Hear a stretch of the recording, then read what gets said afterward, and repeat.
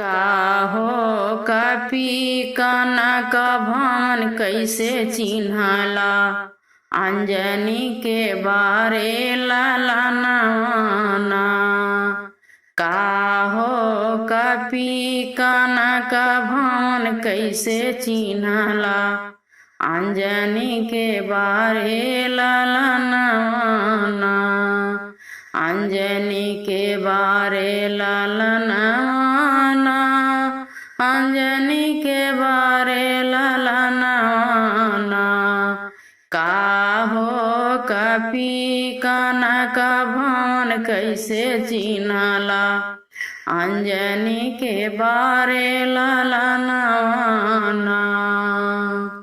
कैसे कुदला सात समुंदर कैसे पार उतरलाना।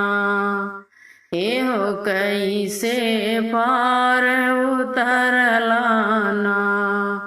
कैसे तोरला हो रावण की मतिया।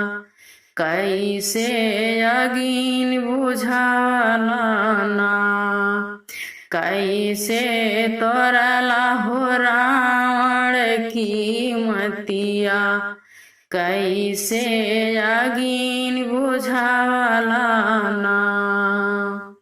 सत से कुदली सात समुंदर मति से पार उतरलीना। सत से कुदली सात समुंदर मति से पार उतरलीना।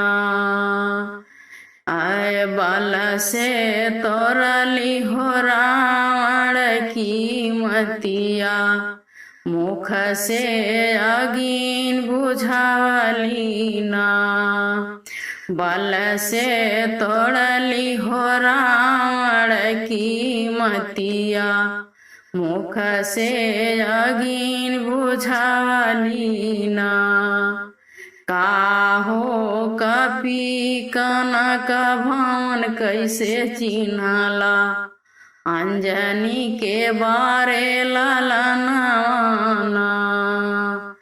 काहो कपी कनक भवन कैसे चिन्हला अंजनी के बारे ललनवाना। अंजनी के बारे ललनवाना। अंजनी के बारे ललनवाना।